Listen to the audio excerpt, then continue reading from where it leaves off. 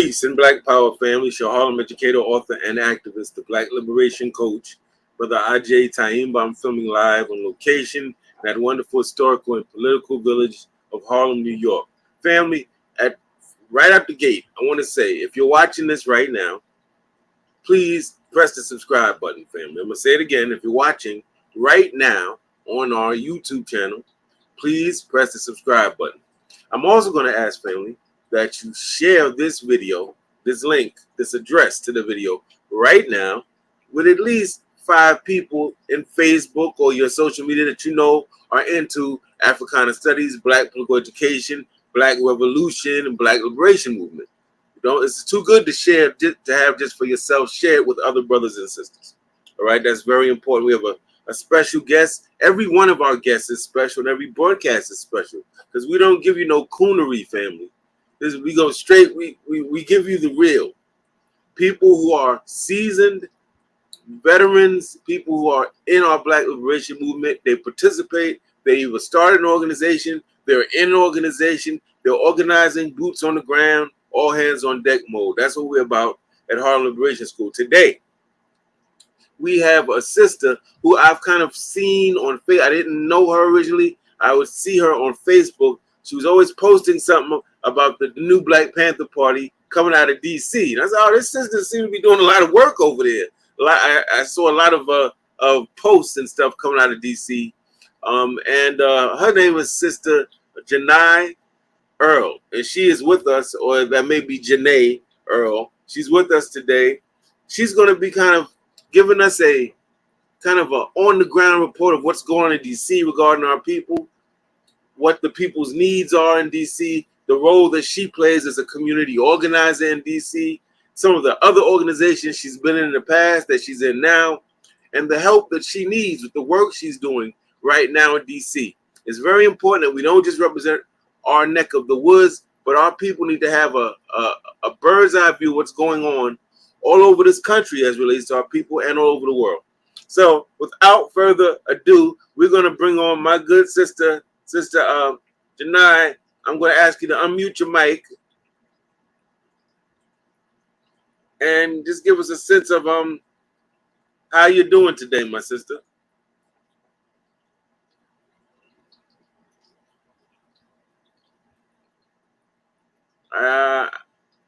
Oh, you have to unmute your mic.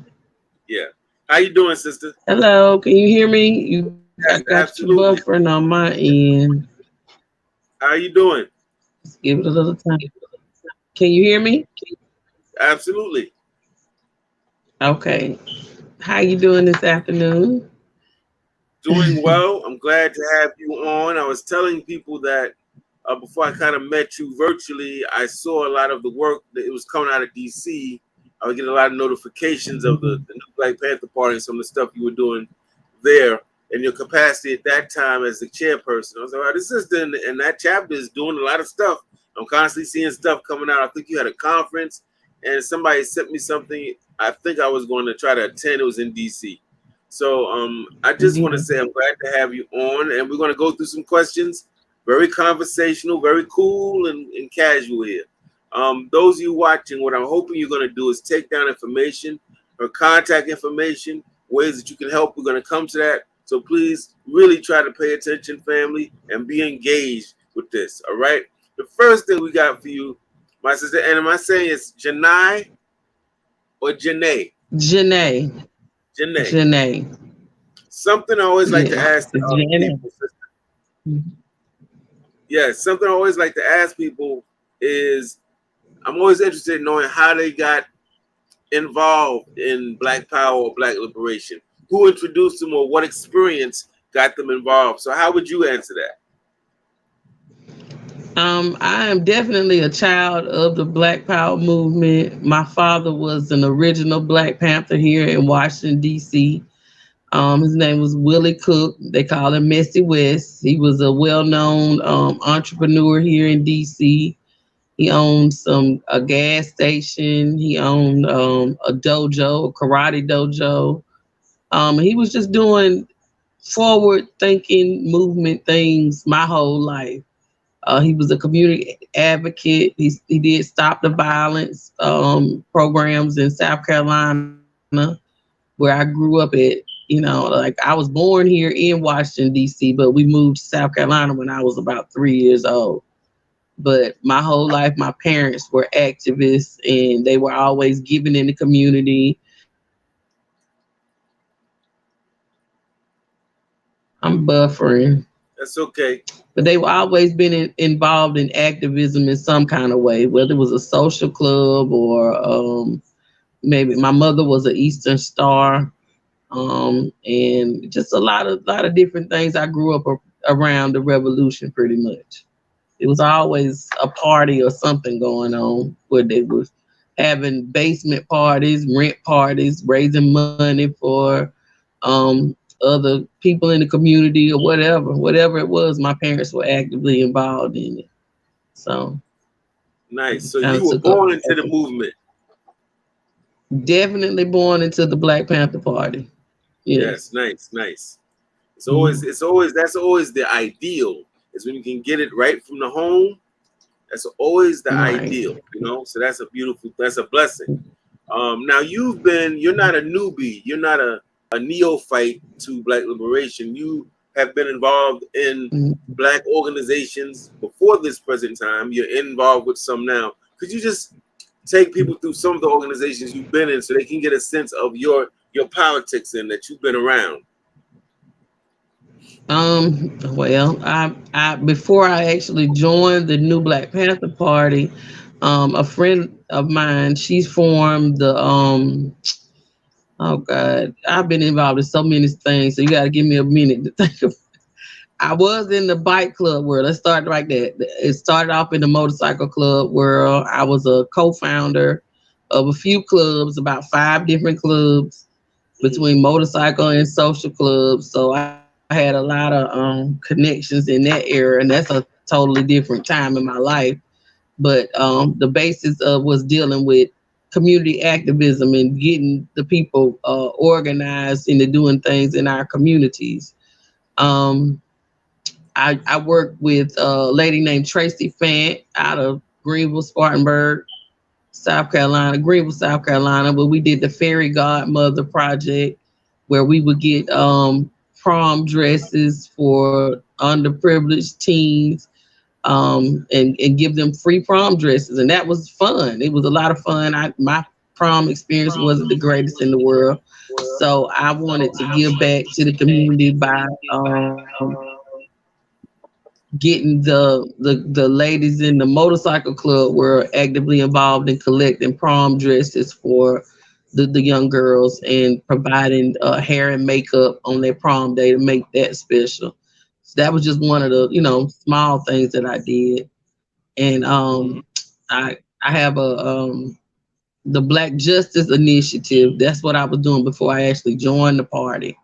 And that's a friend girl of mine that started this here in DC, where she's in law school right now, and she was going to start taking up cases with people that were had been discriminated against and actively um, getting involved with that. So we did some school drives, back to school drives. We did some other little things like what did they have, like a fashion show and stuff like this. So we set up the tables and did some vending to try to raise money for her organization.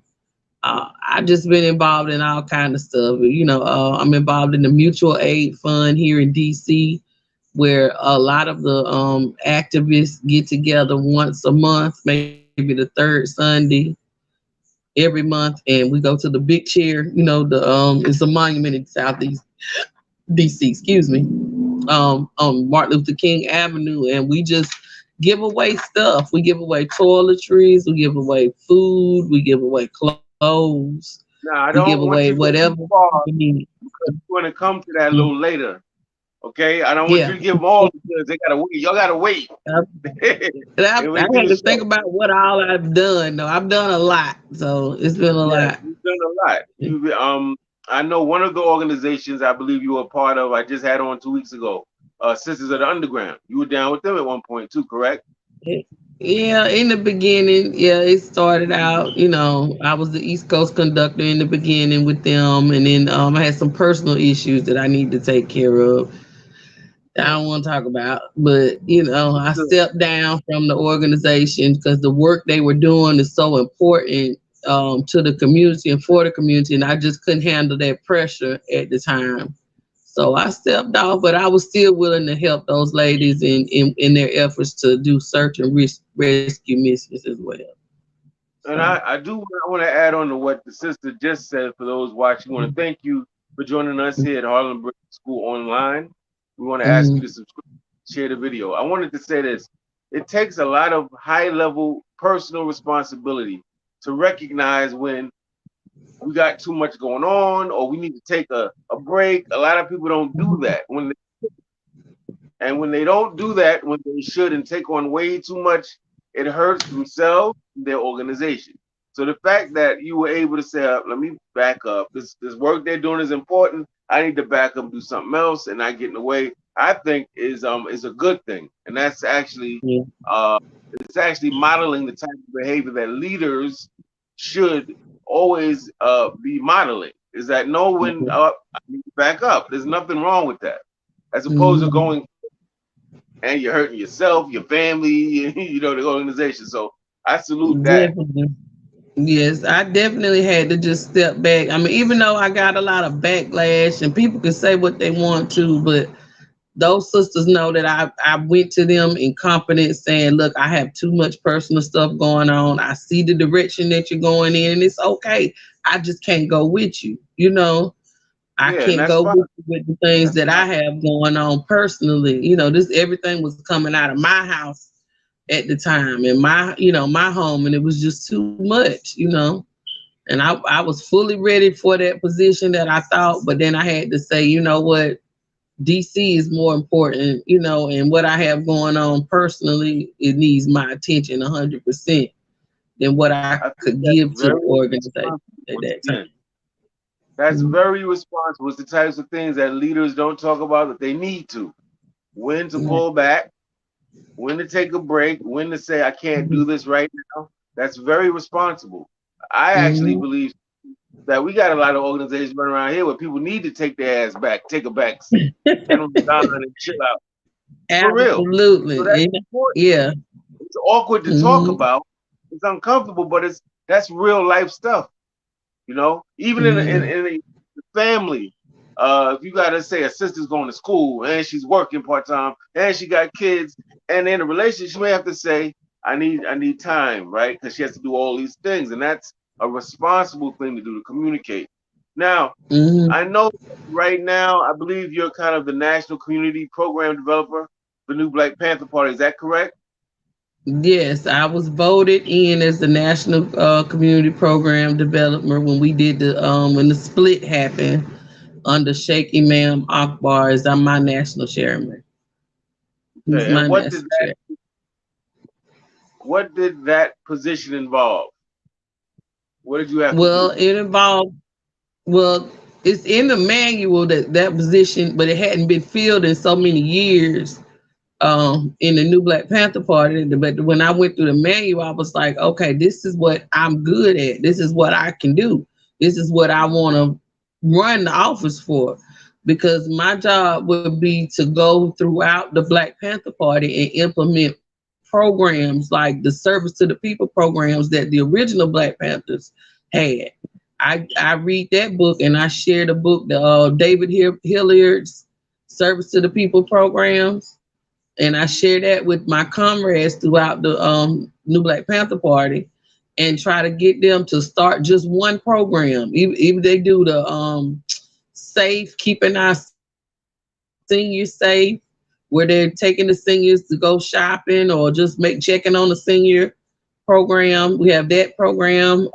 We have the free food pantry, which I partnership with another organization that's overrunning with and need help. And I want to teach them how to do that. They're organizations that get resources, but they don't have enough hands on deck to distribute the food and things throughout the community. So that's one of the programs. We So have a from let me farm to ask table you. program where we, you know, okay, I'm sorry. Now I noticed that in your yeah, I was, background includes you being involved with national black organizations, and we know that we need a yeah. national presence in terms of Mhm. organizing nature. But do you also think it's important to organize right in our own communities? That right in our own communities is the most important because you're the plug. You're the one that connects the streets with the political organizations that can get things done. I'm also with the Black is Back coalition as well as the Black Power coalition. Tell us You know about what the I'm work that they saying? do. Yeah. Okay.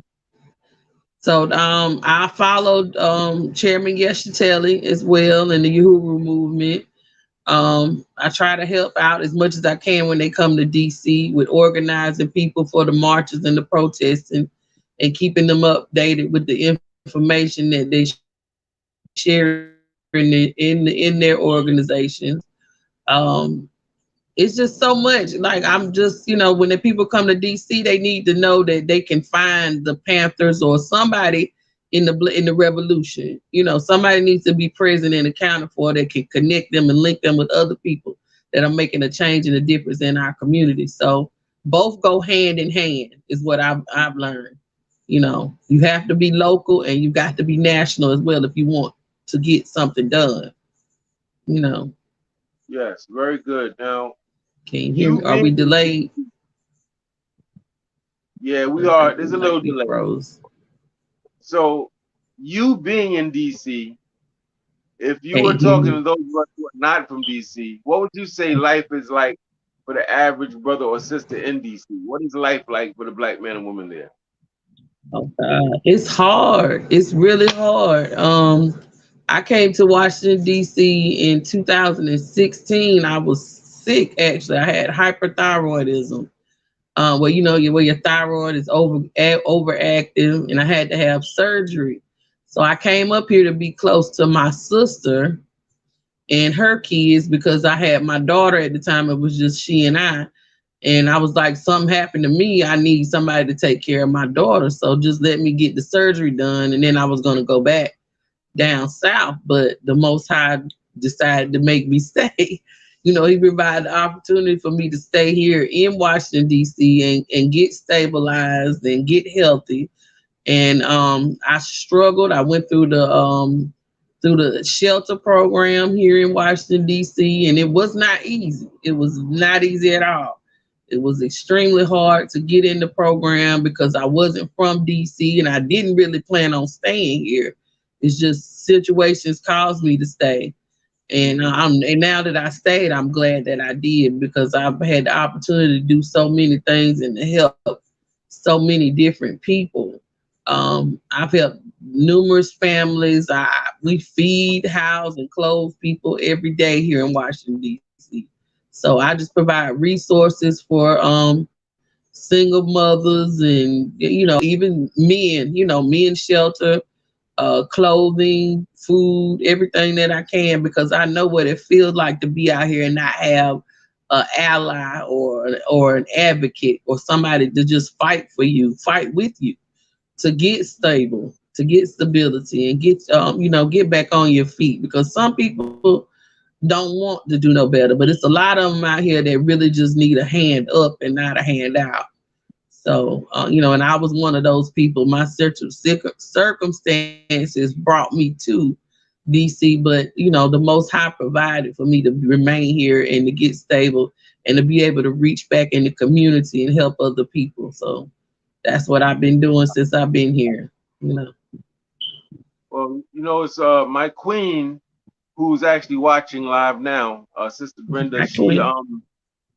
she she started her own nonprofit called Sweet Mm-hmm. Transition, and coming out of part of her experience of having experience being in a homeless shelter, having experienced Mm-hmm. some domestic violence. And so her organization, one of the things they do is they target populations like people coming out of foster care, people coming out of prison, people transitioning Yeah. from domestic violence shelter and homeless shelters. Now I know, and that's Mm-hmm. very important work for those of you watching who may not think that's part of the struggle. Like if people can't eat and don't have clothes to wear and can't go to school and can't leave their house because somebody's threatening their life, then we can't talk about a revolution. You can't talk to them about a revolution. They're trying to stay alive, right? So that's a very important part of the larger struggle, taking care of our people's immediate needs. We can't lose sight of that. We get caught up in a lot of big ideas and forget that some people aren't even eating every day, right? No. So that's very important work. Now, I know, sister, that you have a nonprofit as well called Jackie's Closet. Tell me more about that and the work you do. Jackie's Closet is something I started in South Carolina after my mother passed away, and every year for Christmas, my mom I was like, "What do you want for Christmas?" She'd be like, "Just buy me a new coat." So I would always buy her a brand new coat, and then after she passed, I had all these coats that I had purchased for her, and I was like, I don't want to sell them to nobody, so I'll give them away. So I had tons of coats, and then people were giving me other coats and clothes and stuff. So I just opened up shop down there and just gave coats away for Christmas one year. And once I got stable here in DC, I decided to go ahead and start Jackie's Closet up again as a nonprofit organization. Under the Service to the People programs, where they won't have to pay no registration. They don't have to register. They don't have to show an ID or anything. They can just come and get the clothing and get the food that I get from other donations that are given to me. So I don't charge nothing pretty much. It's just the upkeep. I have to buy, if I'm doing food, I got to buy trays and plates and things like that. What's this? Tell us about, okay. Yeah, but Jackie's Closet, that's my mother's name. Her name was Jackie Cook. And she was, like I said, she was an Eastern Star. She was a social club advocate. Her and my dad would feed the whole community for the 4th of July or Labor Day cookouts and things like that. Both of my parents were very well known in Spartanburg, South Carolina, and up here in Washington, D.C. as well. Yeah, Spartanburg, South Carolina is where I'm raised. Mm-hmm. Okay. Yeah, but I just brought that Southern hospitality up here to D.C. That's all. Nice. So you give me kind of an Ella Baker vibe. She was in a bunch of different organizations, sometimes at the same time, and she was like this conduit. She linked people up like a liaison. When people came, she could point them in different directions. So that's a really good way to be. That's what I do. That you have a lot of people that you interact with, that trust you, and that you can that are part of the network. Correct? Yes, that's definitely what makes me an asset to any organization that I'm a part of. Is because if I can't help you, I'm pretty sure I know somebody that can. I can point you in the right direction of what you're trying to do or achieve. Just give me a minute. I'll think about it. Anything from the music. I used to have my own radio show. So I know a lot of music producers and people that make sound engineering and things like that. I know a lot of people. I even know some people in theater, movie, and just all kind of different areas that I've learned throughout the years, especially traveling and everything. So it's just a vast network of people. It's only what 6 degrees separation from you and everybody else in the world. So that's what they say. That's right. Mm-hmm. So now, unfortunately, my laptop is acting up. I wanted to show a clip you sent me of some community members that were kind of on video thanking you, showing like their different bags of food that you had provided. So I take it that you operate kind of a food pantry on your own. Is that right? Yes. Well, it's not just me on my own. And like I said, it's the Rashidam community with brother Imam Ali here in the ICU Foundation in Washington, D.C. They donate foods, pantry food. So I've got cases of canned goods and pasta and rice and just peanut butter and just pantry food. Everything that you need in your food pantry. I also do the mutual aid fund where we go out with the other organizations that give away items and we donate items to that as well. So sometimes like the mutual aid is the Ward 8 Mutual Aid DC Mutual Aid Ward 8 Foundation. So people post some people say they don't have groceries for the week. They don't get their stamps till maybe the 10th or something like that. So I'll just respond, I got pantry food, I'll deliver it to you, or can you come and pick it up? Just as simple as that, because some people just need a little, just need a little help until they can do better. That's all. And I was able to do that the other day with a lady. I gave her like 3 boxes of food and stuff, and she was very appreciative of that. So it's just a lot of us have not because we don't ask for it. We don't And ask that for help. I'm glad you said that. It's a perfect Mm-hmm. segue to the question. A lot of Mm-hmm. people who are doing very important work feel funny about asking. They feel funny about saying to their community that they serve that benefits from their work, I could use some help with gas. I could use some help with food. I could use some donations, some bodies to help. I'm curious to know what types of support do you need to do the work you do every day in DC? I definitely need donations and financial support because I take the money out of. Hold on one second. Mm-hmm. The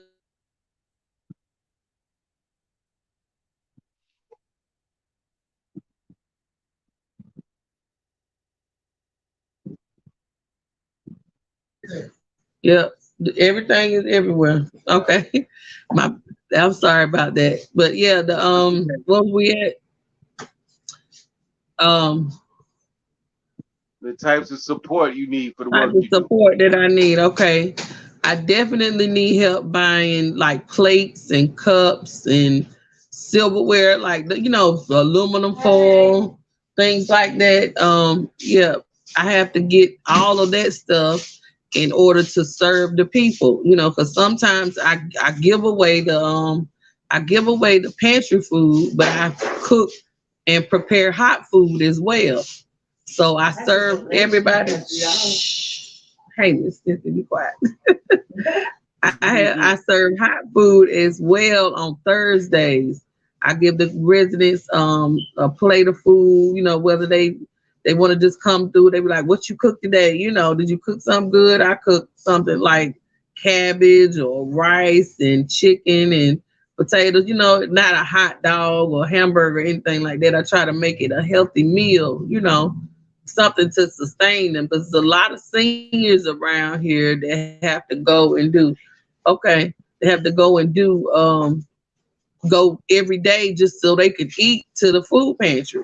They have to go up, just walk around with their carts and everything, and go around and collect what they can. And by the time they get home, if they got family or children to feed, it's gone.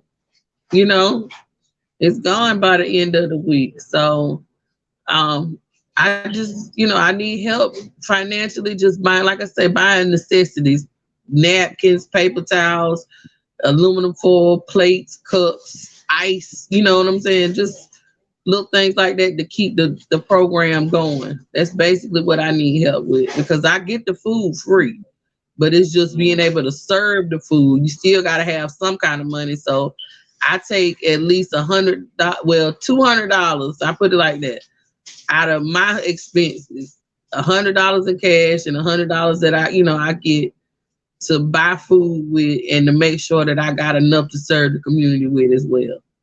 I learned how to And you manage sometimes $200 a transport the month. food too. Sometimes Yeah, you I take the buy the food to people, food. Yeah, and I right? take it to them. Yes, I deliver it to them. In my building, it's not a real big building, but in my complex, it's a lot of seniors over here. So I'll take them a bag of groceries. That whatever I get from the ICU Foundation, which they give like cooking oil and sugar and flour and milk and butter and things like that. Little small stuff that might be expensive for somebody living on a fixed income. A lot of these singers ain't getting but like $40 a month in food stamps. They show it to Wow. me. They don't give them nothing pretty much. So they have to go to the food banks to try to get some money. I mean, get some food to make it throughout the month. So, Yes. mhm, And for those watching, again, we're here at Harlem Liberation School. yes, Sister Jani Earle, Jeanette. longtime activist, born Mhm, into the struggle to the liberation movement. Her father was a Panther. She's in the new Black Panther Party. She's with Sisters of the mhm, Underground at some point. She's doing a lot of stuff.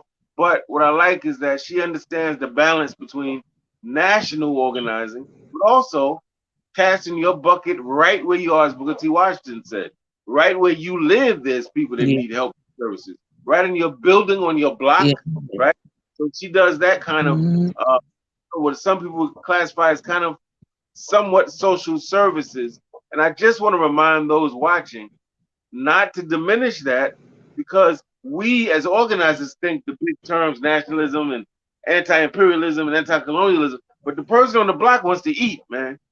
Let's keep it real. They want to be able to that's eat. right. They want the kids to be safe. They don't want grandma getting knocked over her head by some community predator. They want a good education. They want Mhm, these very equitable things. So people like herself, even my queen, are doing that type of work. That's very important. It cannot be skipped over like, oh, mhm, that's not the revolution. That's absolutely the revolution. Because the white man wants to deprive, wants absolutely. our people to be hungry, family. Wants our people Mhm, to be ill, family. So we need medicine, mhm, healthcare, food, all of that. So what the sister's doing is of vital importance to our community. And you'll notice that on the bottom of your screen, I have a ticker.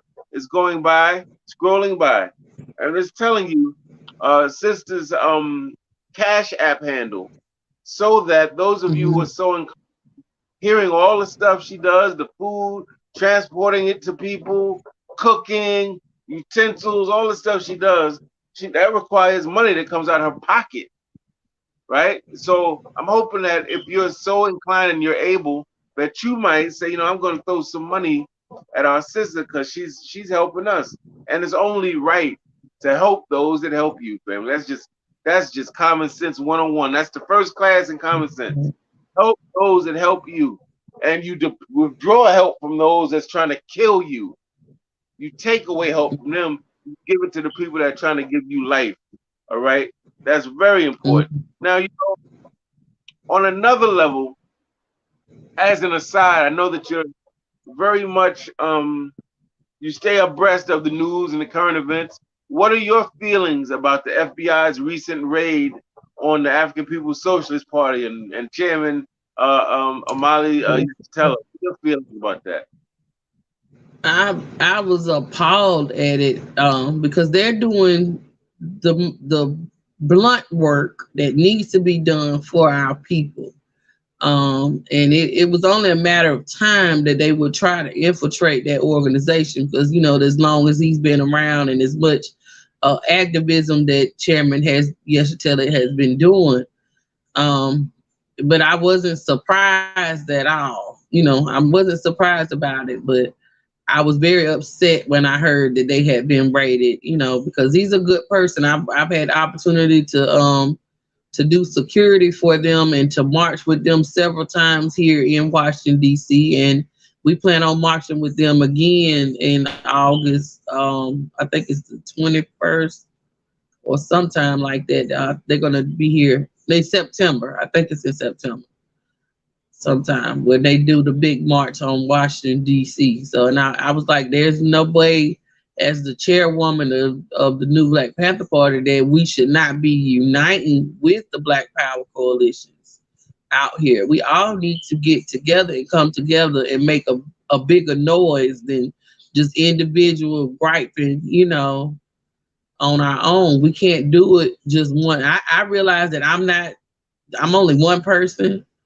But with the forces that I have, we can make a mighty blow. If we come together and for a common purpose, and that's because our people are the ones that are under attack, and these things are happening to us, and they've been happening to us all of these years, and we have to make some kind of move towards liberation for ourselves. We are the problem. A lot of the time, we are the problem because we want everybody wants to be the chief, but nobody wants to be an Indian and do the work. And put in the work that needs to be done. So that's why I pulled out of the new Black Panther Party for a while, and I just concentrated on doing my local activism right here and feed the people around me and making sure that they're taken care of. Then I can go out and venture into, other states and other countries. We even send aid to Africa. We have our brothers in Sierra Leone who have a chapter, Brother Alfred. And then we have another brother in Ghana that we're going to be sending aid to as well. So I try to stretch myself as much as I can, with the little bit that I do get, but they're asking us for help and aid as well. If we could ship some of this food to them, that would be great. But it costs money to ship the stuff over there to Africa, Mm. So I just Again, talked to, yeah. hit that cash up, family. Hit that That's cash app. Help our we're doing sisters. the best we can. Mhm. Yeah, I Absolutely. wish I could help everybody. I wish I could help more people, but my focus lately has been right here in Southeast DC because we are really suffering. We that COVID-19 hit us very hard here. Majority of the people during COVID time caught it at the same time over here, and I was like, ain't no way one side of town catch COVID at the same time unless they poisoned us or did something to us. So it just made me want to love on my people even more and want to support them even more and support the other organizations in Ward 8 and in Southeast to keep us afloat. So even if you got your own foundation and you need some canned goods, just come and holler at me. I will definitely give you a bucket load. Mm. I got plenty. Now, Yes. some people may not have traveled to DC, may not have had the experience of what life is like, what it's like in DC. I know in the 80s and Mhm. 90s, we used to call it Chocolate City. It was majority black, Right. but also people think because it's the nation's capital that everybody's chilling in DC. Like ain't not nobody's struggling. No, And they don't know that not no. far from the Capitol building is poverty right there. Is that correct? I have never experienced such extreme poverty until I came to Washington D.C. in my life. And I grew up in South Carolina in rural areas. But we weren't starving, we weren't hungry. We had plenty of food. I think we probably had more than anybody in the neighborhood at times. And my mom would always provide, cook a big pot of meals, spaghetti, whatever, and then just go take so and so a plate. Go do this. Go take. Make sure Miss Asley or Miss Lori, make sure they got a plate of food every day. So she would take care of her neighbors and things. Okay. Uh-huh. Okay. And it just, it was just I just witnessed that my whole life, brother. I witnessed my mother being a humanitarian and treating people like people, you know, and stuff. Okay. Yeah. Um, and I just, I just continue to do the work that she did, and that's why I named my organization Jackie's Closet after her. It is Jackie's Kitchen and Closet, actually. Jackie's Kitchen on Thursdays. But it's the closet every day because I have clothing as well. People give me brand new clothes. And as the chairwoman of DC, what I was doing was I was buying bulk clothes, wholesale clothes on eBay, brand new stuff. So whatever donations I got, I would buy, $40 worth of clothes, and I would just give it away. Because people will take brand new clothes as opposed to taking some used stuff. you know. Right. So I was doing that, and I've also worked with brands and labels, designers. There's a lot of designers here in DC. So if they have some stuff maybe they didn't get rid of, they'll give it to me, and I can give it away, or some samples that if they want somebody to model them, you know what I'm saying? Like different designers, clothing designers, black clothing designers, and things like that. They give me stuff all the time. So I So try let to me keep them ask you this fresh. question. Let me ask you this question. You've been on the ground doing a lot of on the ground grassroots work, right in the hood, right there in DC, and at the national Mm, level. So you have a very good perspective on what's going on with our people. I would imagine in this country. What would you say are like the yeah. top problems we have as a people? The top three things that are getting in the way of us being able to unify and be liberated. What would you say they are, in your opinion? The number one is our pride. It's our pride. Pride. Pride. Pride. We let our pride get in the way of asking for what we really need. Everybody feels like they have arrived when they start doing this type of work. This is, I feel like I'm not doing enough. You know what I'm saying? Like, because there's so many people out here that needs this help that you can't get to and you can't reach everybody. But I'm most effective right here where I am. I can control the atmosphere within 15 feet of me. I can control if somebody going to break in my house where they know that I give stuff away as opposed to taking something from me. A lot of people are just terrified. They were like, "You just let people come to your house," and I'm like, "I'm not afraid if they rob me or anything, because I'll give it to them. Whatever they want, they can have it. I give more stuff away than you could ever take from me. So I don't live in fear that somebody's gonna rob me, somebody gonna break in my house, or anything like that, because I give back, And if they do take it, so what? They needed it more than I do. As long as they don't take my life. That's how I'm looking at it, because this stuff don't belong to me anyway. Somebody gave it to me to give to them. So that's what I do. I just give stuff away, and every time I do, God just keep blessing me, because I have truly been blessed by doing this work.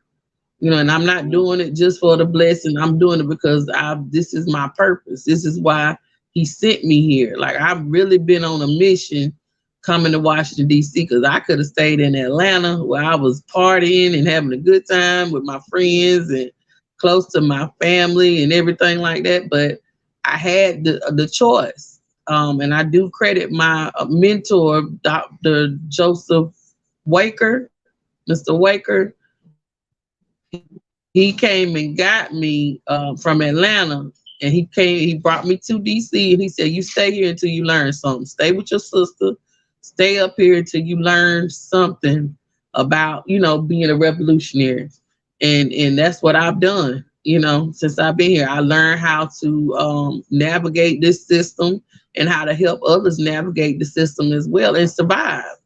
I don't need anything right now. My bills paid, my refrigerator full, and I got enough food to feed the whole community. So, what more Blessing can you indeed. ask for? Yes, Yes, sir. yes, indeed. Wow. Mm, So you said one of the things you think is an obstacle for our people is our pride and ego. Give me two more yes. things you think we should address. Pride, ego, and just education. We got to stop not wanting to learn. A lot of us don't want to learn. They feel like, it's lame to learn about revolution and what true revolution is. They have not been properly educated on what the revolution was about. They think it's about just screaming black power and throwing your hands up. Hold on. That's the chairman right there. Okay. Can you hear me still? Yes, absolutely. You can hear. Okay. Yeah, but political education. We've not been educated properly. We don't have the history right. A lot of people have a lot things misconstrued. Um, and that's the number. That's like outside of your pride is your miseducation. You know, that's the number one thing. Number two thing, and the number three thing is we got to practice what we preach. You know, don't just get out here and say you for Black power, Black liberation, and you're not doing anything to liberate the people. You cannot come into this neighborhood and don't have something to offer the people. They're not going to listen to you. You know, they're not going to be responsive if they're hungry and they don't have jobs and they don't have resources. And you telling me this for what? Like you wasting my time, you know, if you don't have something to offer me. Like it's so many young people around here, they be like, I said, you hungry, you need something. I asked them that, you know, are you okay? Because I really want to know if I can help you or not, you know. And they be like, I'm straight, you know, Miss Janae, thank you. They call me grandma, you know. I'm straight, grandma. I'm all right. You know, okay, cool. Just know that if I'm here, you know, a Panther is present. If you need me, I got you, you know, in that type of way. We don't have that. I didn't have that when I first got here. And all I really wanted was somewhere to just come and chill and relax and, you know, get off the streets for a little while, you know. But when you on them streets, you just out there and you don't feel like nobody care about you and nobody, you know, wants to help you or anything like that. But there were people that helped me along the way, you know. And I just decided to become one of those that help and not hurt, you know, and not be bitter or angry because I had to go through that situation. I feel like it made me stronger because I had to suffer and I had to get, you know, at the bottom. It was only one way up from there, you know. Once you hit rock bottom, that's the only way is up. I Okay. like that you said you Mhm. said something about not being bitter. No. And No, that's because important. my sister, look, my sister, she on her way in here now, but she put me out, you know, and I was sick. I had just had my surgery and everything, but she put me out of her house and she said, "You got to learn, just like I did, what it take to get out here and survive. If you can't survive in DC, you can't survive nowhere." So I did what I had to do, you know, and I gave back to the people, and I don't owe nobody nothing but the Most High God. You know, I've done my part truly in helping my people, you know, and I just wish it was a lot more people that understood that, you know. Have you had difficulty being a Black woman in leadership Oh, from the men? definitely, definitely. Um, I don't want to get into details about it because I'm still on the road for the new Black Panther Party, but I'm not active right now as far as putting boots on the ground. But the men, I can say it is a male dominated organization, put it like that. But I was not given the liberties that maybe a male chairman would have. You know what I'm saying? Like they didn't talk to me a lot about what needed to be done or what can we do or organize with me. They just kind of watched me, you know what I mean, from the background. And then, oh well, let me do this and let me do that, you know, and I'll do this and I'll handle this and I'll handle that. And then they really was trying to take over my chapter pretty much. And then everything just kind of fell apart because, you know, because I am a woman and I know I was strong enough to lead the people the right way, but it was always somebody feeling like they could do better than me. And it ended up collapsing, you know, and not going the way that it should have. Mm, definitely. It ended up backfiring on them at the end of the day. But long as I know that I'm in it for the right reason, my intentions are good, my standing in the community is still good. That was more important to me that the food didn't program didn't stop, that the advocacy that I could, you know, talk. I work with the MPD, I work with the police department in finding missing children here in DC. Um, it's just all kind of avenues that I was connected to that I made the connections, not the organization.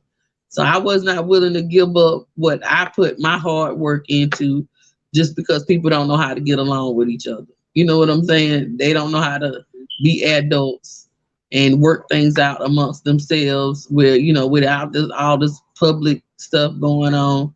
Because it's a mess right now. I don't know how much everybody else know, but it's definitely a mess going on. But it really could have been resolved a whole lot better if people had to just sat down and had conversations. And we can agree to disagree. We can work together or not. But don't let the work stop because the people are depending on us.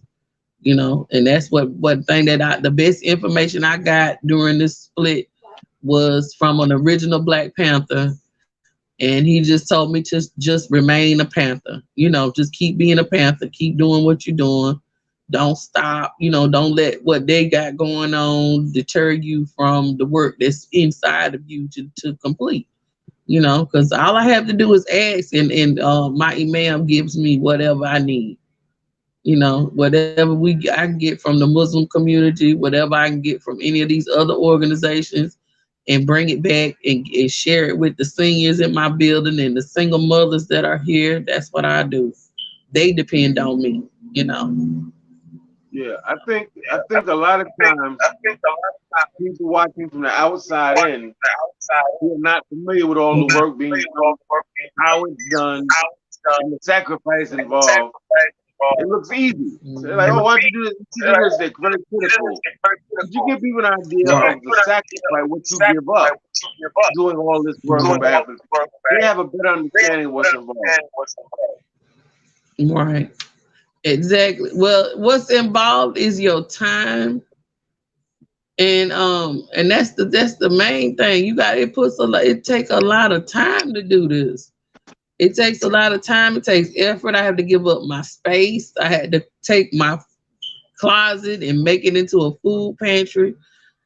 You have to be willing to do the work. You got to be willing to get up in the middle of the night sometime and open the door for somebody that may just need somewhere to sleep. That's how I operate it. May just need a help, maybe just hungry.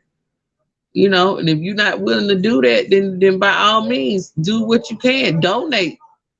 Send a donation. Let somebody else worry with the busy work. But if you want to do something, there's plenty out there for us to do. Everybody don't have to open up their apartment like I do and put food box. Like right now, I got about 100 boxes of food out on the sidewalk, just giving it away. I'll send you the pictures after we get off here. I couldn't do all that while we were on the thing. And I'm grilling on the grill, so I'm giving hot food. Hot food. Okay, I'm giving hot food. I'm serving the community. I'm waiting on some book bags that ain't got here yet. So I don't think they coming today. But we're gonna try to get the money that I do get today. We're gonna get the money and go buy some book bags and school supplies and pass those out as well. So Doing a thank you lot for of work there, my sister. Yeah. I mean, people don't even know. I flew to Oklahoma, to Tulsa, Oklahoma last year, and flew there and rode back just to bring uniforms back for the kids here in Southeast DC, and I gave them away. I could have easily sold them, but I gave them away because there's so many women, young mothers out here that were struggling to even buy school uniforms for their kids. Just to go back to school. The schools used to have a uniform exchange program, and they don't do that anymore because of COVID. You can't give used clothes and everything like that to people anymore. It's got to be new. So I went and done that last year. With Queen Mother Pamela Smith, she donated a bunch of uniforms to Southeast DC. So Well, sister, I mean, just we're getting ready to whatever close. you can give me. I'll We're take it. getting ready to close out. I think we have a lot of delay, so I'm sorry for that. Those watching and some echo. Okay. But is there any last words you want to say to the people? I just want to say, be a Panther. Yeah, just be a Panther wherever you are. You're most effectual in your own community, and work quietly. I don't do flyers. I don't, I might post it on Facebook, but I'm not promoting myself. I'm just trying to help people, but it will benefit the people if you just do the work from where you are, and give what you can and get with some, or you don't have to start your own organization. You can get with somebody that's already just needing help, just looking for a person like you that wants to help and that want to be a conductor, you know, or an advocate for the community. So that's it. That's all I got to say. Every it's a Panther in every one of us. Just remember that. That's all. Can you hear me? That's that's excellent. Yes, excellent, Okay. excellent. I don't know if anyone had a question before we conclude. Bad echo. Bad echo. Yeah, I'm echoing a Yeah, lot I here. can't even get my computer. But Okay. I But tell you this, the people on YouTube are giving you a lot of support, a lot of shout outs for the work okay. that you're doing. Thank Yeah. you. And what we'll do, sister, Yes. we'll try to have you back on later another time, Mhm. to give updates. Okay. Okay, All right? definitely. But look up those people. Support the Black is Back Coalition. Support the Black Power Coalition, and any of the small organizations throughout your area. Look them up, and if you don't know who they are, look me up, and I'll help you find them. No matter where they are in the United States or abroad, it's somebody out there that's doing the work that needs your help. Pretty much. That's right. Okay. All right. Definitely thank you for that. And family, we want to thank our sister. Thank you for listening. Don't forget to subscribe and just have a beautiful weekend. And we'll catch up with you the next time, family. In 2 days, we're going to be meeting with Brother Sabukwe Bambata, who is a comrade, a younger comrade and friend of the great Muhammad Ahmad, Dr. Muhammad Ahmad, who is the founder of the Revolutionary Action Movement, which predates all the Black Power Movement organizations by at least 4 years. In 62, he started RAM. And this brother was so bad, he was able to convince Malcolm X to join his organization and be the international spokesperson. So the brother, his health, he's still recovering. He's been through it. He just turned 81 and he's been through some health things, but his friend and comrade is going to come on in 2 days at 6 p.m. here at Harlem Liberation School online to answer a number of questions that I posed to Dr. Muhammad Ahmad himself. This brother, his comrade and friend, is going to answer them on his behalf. And I think you're going to really want to check that out because this is a brother who's in the category of a Daruba bin Wahad and a Sada Shakur. This is a brother that was on the front lines of the Black Power movement, if you know what I mean, and was jailed and went through all that stuff from the enemy because of the stands he took. We want to thank our sister Jani Earle for her ongoing contribution to our Black Liberation Movement and for having the the sensitivity to understand that when we talk about revolution, it's not just the big ideas that become these cliches, abstractions. It's like, yo, can we eat? Can we eat healthy food? Do we have places we can go with people that look like us and love us to care for our health? Do we have places to go to care for our mental health? Are our children safe? Can our children explore their dreams without artificial barriers getting in the way, like racism? Those are the type of questions. Those on the ground needs that our people have. Do our people have a place to sleep at night, to stay, a shelter that's safe, that often get obscured by a lot of our deep ideological discussion, which many times loses the average brother and sister. And you miss them with all that. They want to know, can you help me get an education? Can you help me eat? Can you help protect my children and make sure that they can do well in life and be safe? Can you help me get medical care? You see? And that's one of the reasons that some of those Black Power organizations were so effective, because they kind of married the larger ideological concepts, which are important, with those kind of day to day on the ground concerns, like feeding the people, clinics, medical clinics, and taking people by in a car to their appointment and bringing the elder back home. Those things are important. So when you hear our brothers and sisters that deal with social service things, please do not think that, oh, that's not really part of the revolution. They're not talking about overthrowing the system. Well, how do you overthrow a system if you don't have alternative systems? That is overthrowing the system, because you're not going to their hospital no more. You're going to your clinic, right? You're not going to them for work. You have your own economic engine. That is overthrowing a wicked system. So please, we got to get our minds right, family, or we will stand the risk of really not appreciating very important people making very important contributions. So with that said, again, family, thank you for joining. Don't forget to tune in on the 8th of August, 2 more days, 6 p.m. right Eastern, right here at Harlem Liberation School online on YouTube, to hear more about the great elder and Baba, our Dr.